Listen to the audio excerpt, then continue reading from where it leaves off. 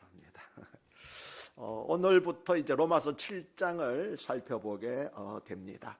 로마서 7장의 주제는 그리스도인과 율법의 관계입니다. 그런데 복음을 증거할 때 필연적으로 부딪히게 되는 두 가지 극단이 있는데, 하나는 율법주의고 하나는 율법 폐기주의론자들입니다. 율법주의는 예수 그리스도를 믿는 것만으로는 부족하기 때문에 할례를 받고 율법을 지켜야만 온전한 구원을 받을 수 있다고 하는 주장입니다.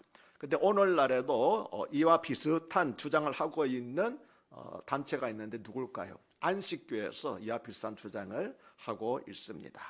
반대로 율법 폐기론자들은 지금은 은혜의 시대이기 때문에 율법을 지킬 필요가 없다고 주장하는데, 역시 이 같은 주장을 하는 자들이 있습니다. 구원파가 바로 이와 비슷한 주장을 하고 있습니다. 다시 말하면 율법주의와 율법 폐기론자들은 초대교회 당시에 있었던 것이 아니라 어느 시대에나 그리고 오늘날에도 우리 주변에 존재하고 있는 이단들입니다. 5장까지를 통해서 복음을 증거한 바울은 6장에서는 율법 폐기론자들을 염두에 두고 변증하는 칭의교리를 변증을 했습니다. 그런데 7장은 또 다른 극단인 율법주의자들을 염두에 두고 변증하는 내용이 되겠습니다. 7장은 크게 세 부분으로 나눠주는데, 첫째 단원은 1절에서 6절, 그리고 둘째 단원은 7절에서 13절, 셋째 단원은 14절에서 15절인데, 첫째 단 1절에서 4절은 원리적인 말씀으로 두 가지 내용으로 되어 있습니다. 1절에서 4절은 율법으로부터 자유함을 얻는 것, 다시 말하면 율법으로부터 벗어나는 것에 대해서 말하고 있고, 5절과 6절은 율법에서 벗어나는 사람들은 영으로 섬기는 삶을 산다고 하는 것을 말씀하는 내용으로 되어 있습니다. 둘째 단은 7절에서 13절은 율법이 그럼 나쁜 것이냐? 그렇지 않다. 율법 자체는 선한 것이라고 하면서 율법을 변호하는, 옹호하는 내용으로 되어 있고, 마지막 셋째 단은 14절부터 25절은 둘째 단원과는 반대로, 그러나 율법은 우리에게 어떤 속박하고 있는 그런 제약을 가지고 있는 율법의 한계성을 증가하는 내용으로, 그렇게 7장 크게 세 가지 내용으로 단원으로 되어 있습니다. 먼저 1절은 형제들아 내가 법 아는 자들에게 말하노니 너희는 그 법이 사람이 살 동안만 그를 주관하는 줄 알지 못하느냐라고 묻습니다. 여기서 법은 율법을 말합니다. 그래서 현대인의 성경은 1절을 형제 여러분 율법을 아는 사람들에게 내가 말합니다. 여러분은 사람이 살아있을 동안에만 율법의 지배를 받는다는 것을 모르십니까? 라고 번역을 했습니다. 여기서 강조되고 있는 말은 사람이 살 동안만이라고 하는 것입니다. 그냥 율법은 사람이 살 동안만 지배한다는 것이죠. 우리도 마찬가지 아닙니까? 어떤 사람이 범죄를 했다 하더라도 축권하게 되면 더 이상 그 사람에게 축권하지 못합니다. 공소가 그냥 무효가 되잖아요. 이처럼 법이라고 하는 것은 그 사람이 살 동안만 법이 그 사람을 관여하는 것이지, 사람이 축권하면 법이 관여하지 못한다. 그것이 세상의 법이고 또 율법이지 않느냐라고 비유를 들어서 바울이 설명하는 내용으로 되어 있습니다. 그래서 율법으로 살 동안이라는 말은 율법에 대하여 죽임을 당하였다고 한 4절 말과 결부되어 있기 때문에 대단히 중요한 말입니다. 다시 말하면 율법이라 할지라도 죽은 자에 대해서는 어떻게 할 수가 없다는, 주관할 수 없다는 것이지요. 2절과 3절은 남편이 있는 여인이 그 남편 생전에는 법으로 그에게 매인받으나 만일 그 남편이 죽으면 남편의 법에서 벗어나느니라.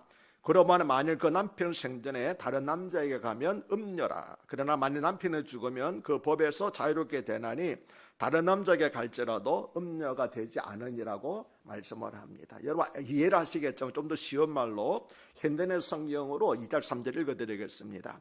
결혼한 여자는 남편이 살아있을 동안에는 법적으로 그에게 매여있지만 남편이 죽으면 그 법에서 자유롭게 됩니다.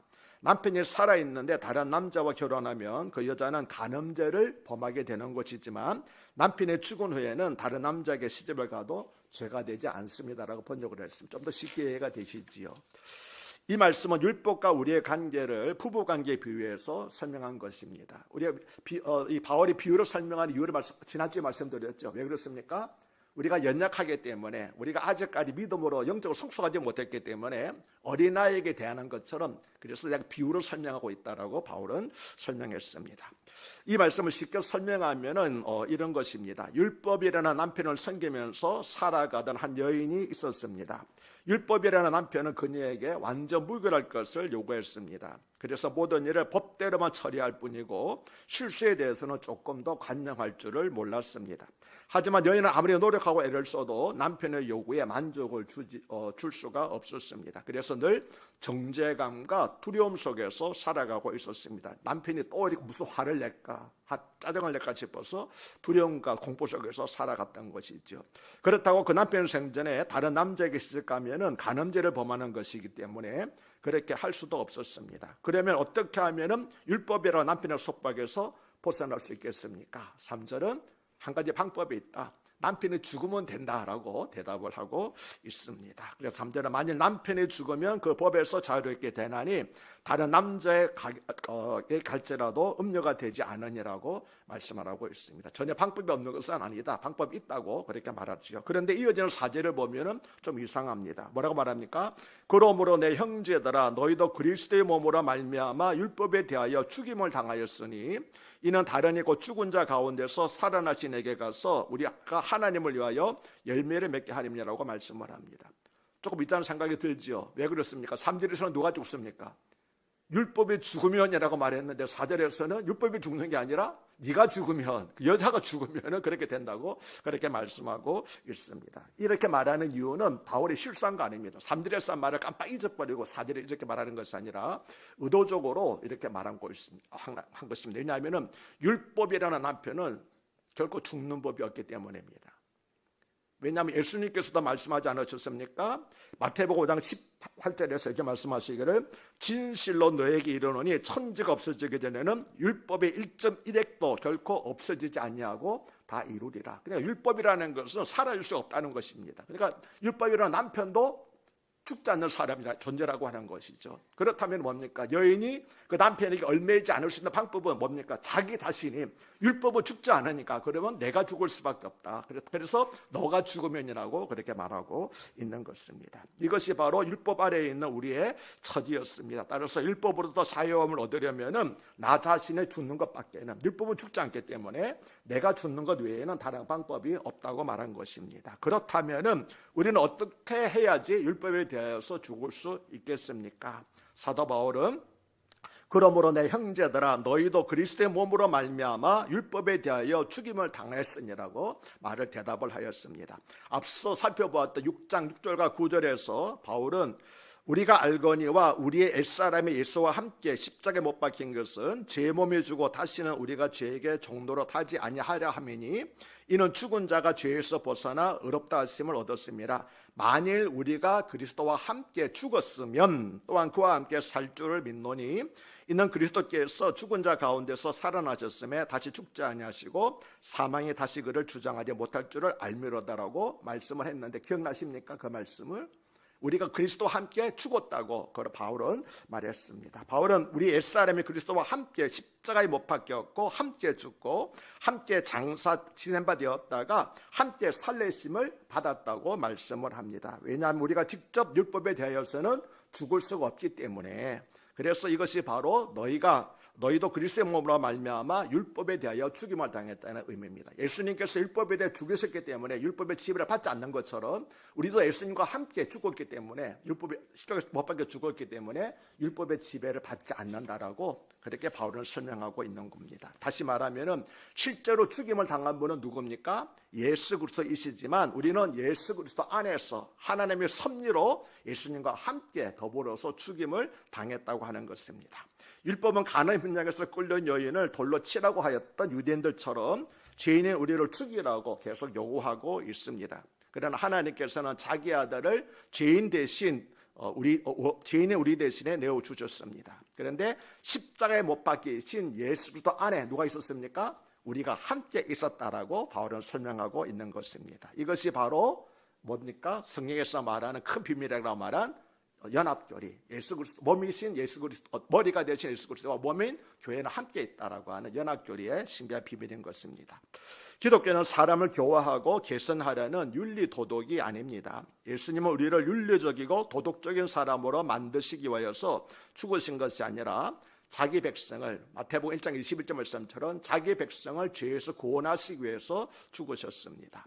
그리고 죄의 권세에 있던 사람이 죄로부터 해방되고 자유를 얻는 길은 우리 사람이 예수님과 함께 죽는 길 외에는 다른 방법이 없는 것입니다. 그렇다면은 이제 율법에 대하여 죽었다가 예수님과 함께 율법에 대하여 죽었다가 예수님과 함께 다시 살아난 여인은 어떻게 되었습니까? 4절 중반절에 말씀하시기를 다르니 곧 죽은 자 가운데서 살아나신 이에게 가서라고 말씀을 하고 있습니다. 여기서 다르니 곧 죽은 자 가운데서 살아나신 이가 누굽니까? 부활하신 예수님을 말하고 있는 거죠. 그런데 예수님에게 가서 하면 되는데 왜 죽은 자 가운데서 살아나신 이에게라고 그래 말하고 있을까요?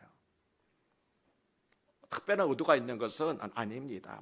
바울이 예수 그리스도에게 가서라고 하지 않고 죽은 자 가운데서 살아나신 이에게 가서라고 말한 것은 예수님께서 바로 그 여인을 죽으셨으며 그 여인을 위해서 살아나셨다는 사실을 강조하기 위해서 그렇게 말을 한 것이었습니다. 그런데 이 여인은 유대인만이 아니지요. 이 여인은 또한 저와 여러분입니다. 즉 우리들입니다. 왜냐하면 우리들의 율법에서 해방된 것도 역시 예수 그리스도의 죽으심과 살아나심을 통하여서 이루어진 것이기 때문입니다. 그런데 죽은 자 가운데서 살아나신 이에게 가서라고 한 말에서 가서라는 표현은 사도 바울이 고린도전서 6장 17절에서 주와 합하는 자는 한 영혼이라고 말씀한 그리스도와의 연합을 의미합니다. 바울은 에베소서 5장 31절에서도 그러므로 사람이 부모를 떠나가서 그의 아내와 합하여 그 둘이 한 육체가 될지니 이 비밀이 커도다.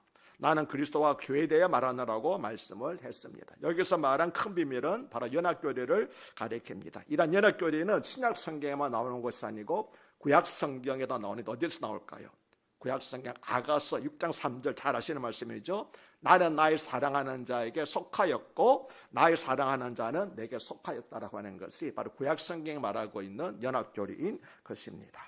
그러면 죽은 자 가운데서 살아나신 이에게 가서 주님과 연합한 여인은 그 위에 어떻게 되었습니까? 4절 하반절은 하나님을 위하여 열매를 맺게 하려 함이니라고 말씀을 하고 있습니다. 이 말씀은 무슨 뜻인가 하게 되면 결혼한 사람에게는 자녀가 생산되듯이 그리스도와 연합한 사람에게는 반드시 하나님을 위한 열매를 맺게 된다고 하는 말씀입니다.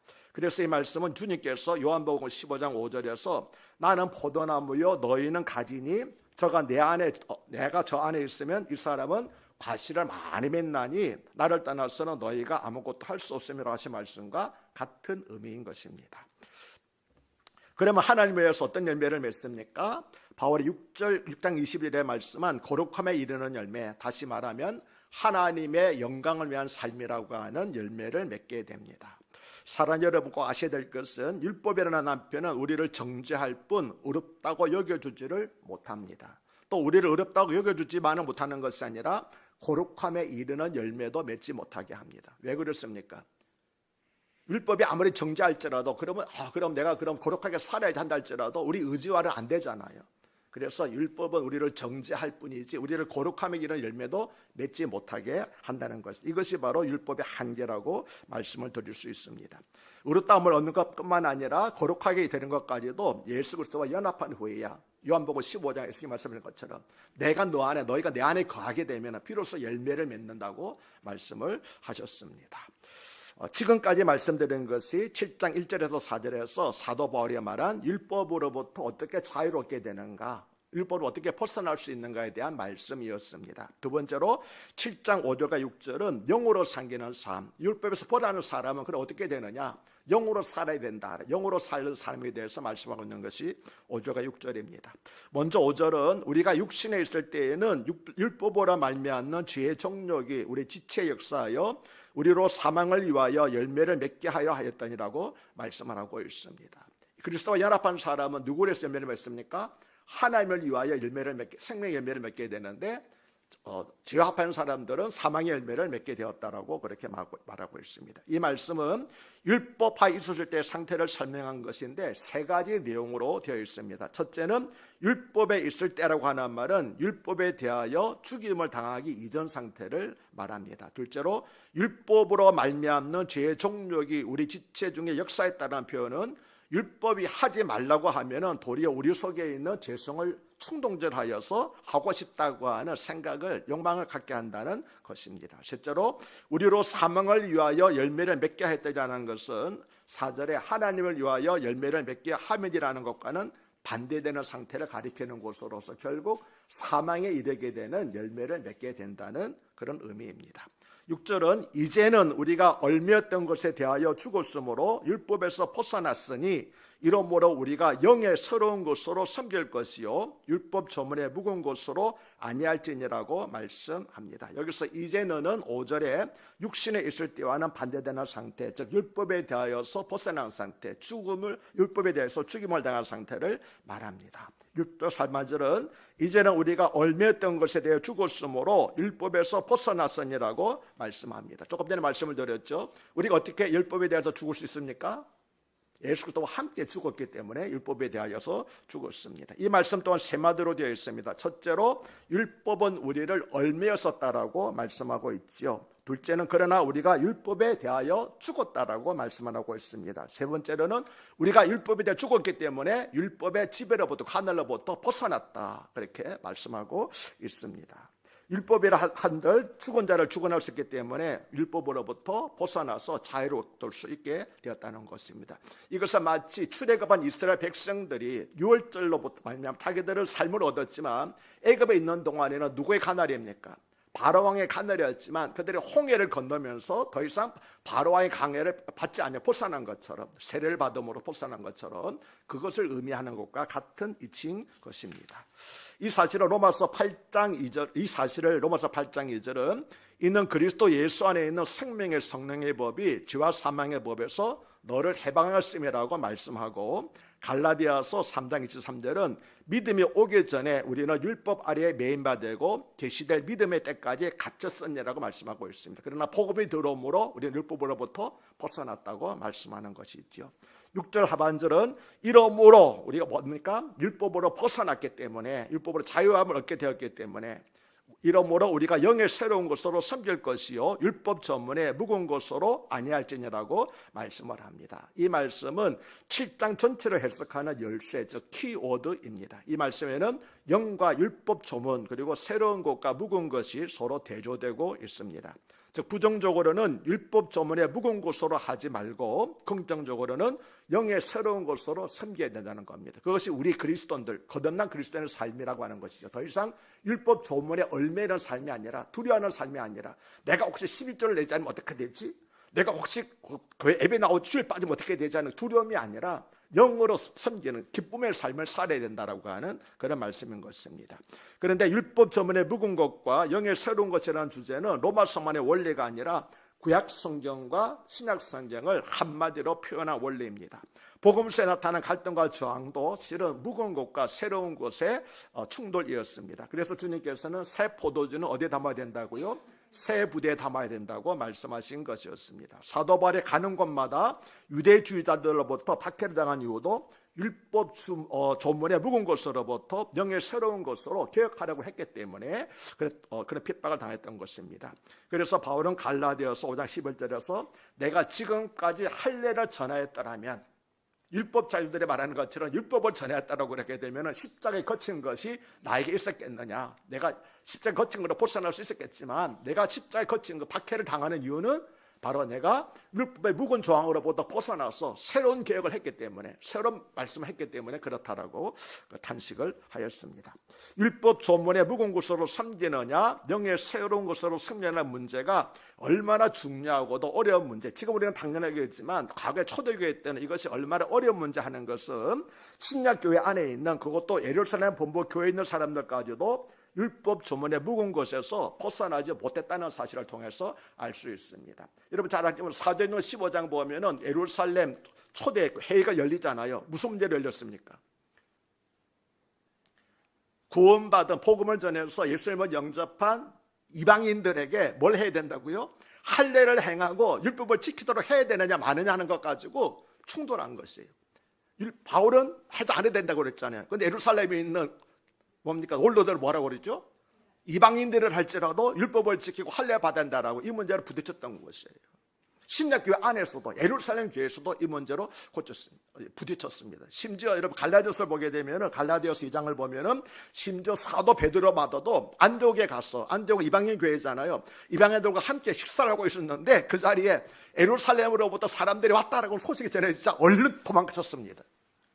왜 그렇습니까? 혹시 책망을 받을까 봐. 그래서 사도 바울로부터 되게 아주 혼났잖아요. 책망을 받았잖아요. 그러니까 사도 베드로조차도 율법의 묵은 조항으로부터 벗어나기가 그렇게 어려웠다고 하는 것. 지금 우리는 당연히 그랬지만 그런 과정을 거쳐서 지금 우리가 당연하게 받아들이는 율법으로부터 자유로운 삶을 살게 되었다고 하는 것인데, 안타깝게도 오늘날 다시 율법으로 돌아가려는 그런 사람들이 있다고 하는 것이지요. 그러면 영의 새로운 것으로 승린다고 하는 것은 구체적으로 어떤 것일까요? 첫째로 구약시대에는 하나님의 영광이 모세의 성막과 솔로몬의 성전에 충만했습니다. 모세의 성막과 솔로몬의 성전은 무엇입니까? 사람입니까? 건물입니까? 건물입니다. 건물에 충만했습니다. 성경 잘 보시게 되면은 모세의 성막에 하나님의 영광이 충만했을 때 모세가 그 성막에 들어갔습니까? 못 들어갔습니까? 못 들어갔습니다. 솔로몬의 성전에 영광이 충만했을 때 솔로몬이 들어갔습니까? 못 들어갔습니까? 못 들어갔습니다. 제사장이 들어갔습니까? 못 들어갔습니까? 못 들어갔습니다. 그 당시에는 하나님의 영광이 어디에 있었어요? 건물 안에 있었습니다. 사람들을 밖에 있었어요. 그런데 신약시대 오순절 이후에는 성령이 어디에 임했습니까? 건물에 임했습니까? 마가의 다락방에 있습니까? 잘 들으세요. 마가의 다락방에 임했습니까? 마가의 다락방에 있는 사람들의 머리에 임했습니까? 예, 우리는 보통 습관적으로 마가의 다락방에 임했다고 그랬지만 성경은 뭐라고 그럽니까? 거기에 있는 각 사람의 머리 위에 성령이 임하였다고 그렇게 말씀하고 있습니다. 근데 구약시대 성령 어디에 임했다고요? 건물에 임했지만 신약시대 성령 어디에 임했습니까? 우리의 마음의 성전의 성령이 들어오신 거예요. 이 차이점이 놀라운 차이점입니다. 둘 사이 어떤 차이가 있습니까? 신약 시대에는 예수 그리스도의 구속으로 말미암아 건물이 아니라 성도들의 몸이 하나님의 성전이 된 것입니다. 그리하여서 하나님의 성령이 그들 안에 내주하게 되었고 그 결과 영의 새로운 곳으로 섬길 수 있는 길이 열리게 되었다고 하는 것입니다. 아멘이십니까? 이것이 첫 번째고, 둘째로 언약은 돌판에 기록되었지만 새 언약은 마음판에 영으로 기록되었기 때문에 영으로 섬길 수 있게 된 것입니다.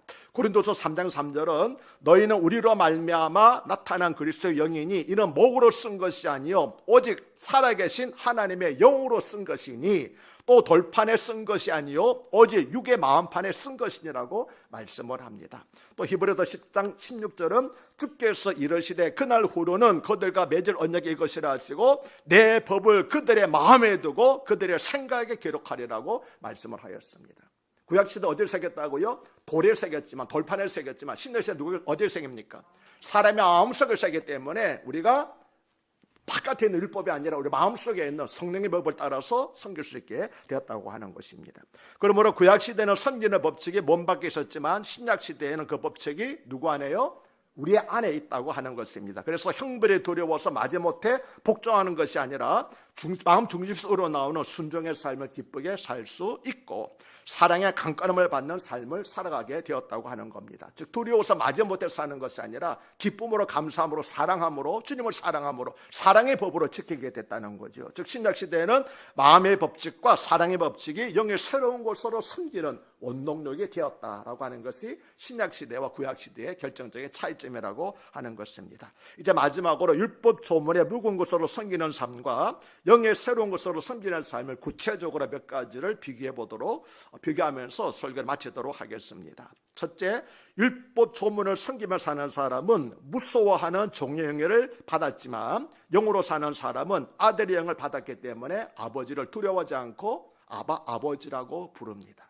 두 번째, 율법 조문을 섬기는 사람은 형벌이 두려워서 눈가림하듯이 법을 지켰지만 영으로 섬기는 삶을 사는 사람은 자기 안에 계신 성령을 근심시켜드리지 않고 또 주님을 기쁘게 해드리기 위하여서 섬깁니다. 세 번째로 율법 조문을 섬기는 사람은 다른 사람을 정죄하지만 영으로 섬기는 사람은 모든 사람의 허물을 덮어 가려줍니다.